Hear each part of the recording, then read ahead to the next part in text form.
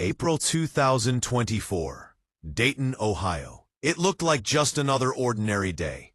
But a few hours later, it would become a day a family would never forget. A 911 call, a trembling voice, and within seconds, the life of an innocent girl was gone. "Please help. My daughter's been shot." When police arrived at the scene, what they saw was nothing short of a nightmare. "Where is she?" "Upstairs, right side." "Where's the gun?" "Right there, in front of you." On the floor lay a 15-year-old girl. Her name, Kendra Farler. A bullet had pierced her chest. Around her, blood, panic, and cries echoing through the house. Paramedics rushed in. "Do we have a pulse?" "No. Start CPR now.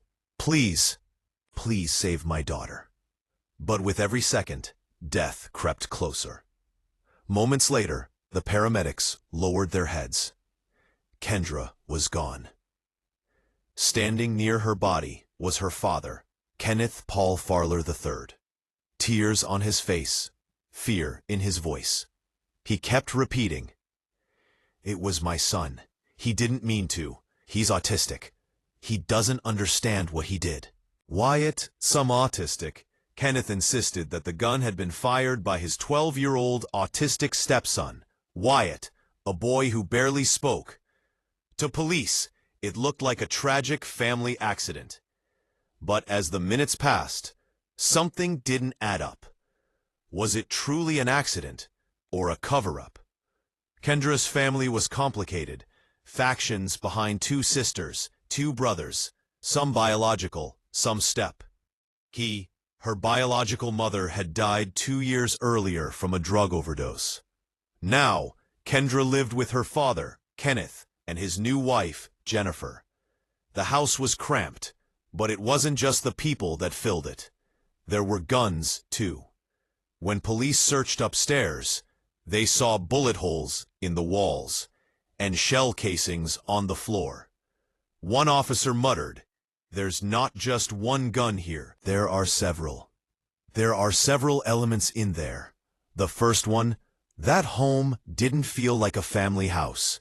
It felt like a ticking time bomb. That home didn't feel like a family house. It felt like a ticking time bomb. Police went to question Greg, to confront the gun. He said, "No, I don't even have a gun. I was asleep." Wyatt picked up the gun. He didn't know what he was doing. Jennifer claimed, "Greg was showing the gun. Then he went out and the shot went off." Greg insisted, "I was asleep until I heard the scream."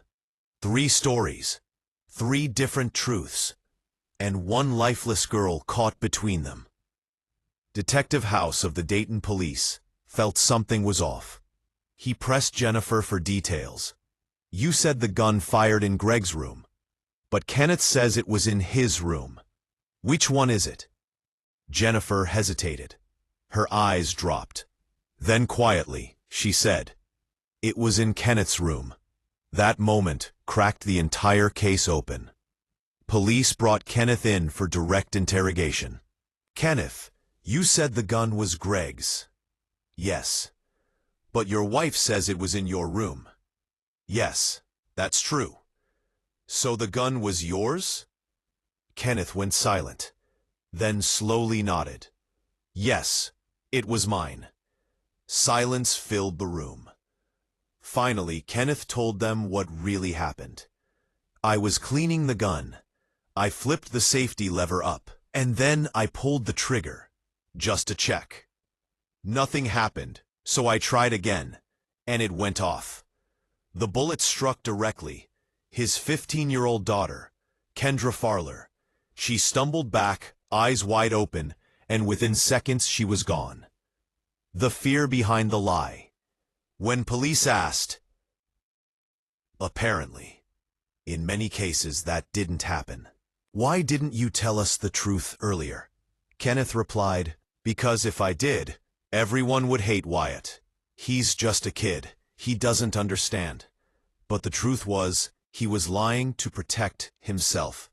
Kenneth was already on probation for drug trafficking and theft. Owning a firearm was illegal for him. If the truth came out, he'd be back in prison immediately. When police fully searched the house, they found not one, but 3 additional guns, and a bag full of ammunition.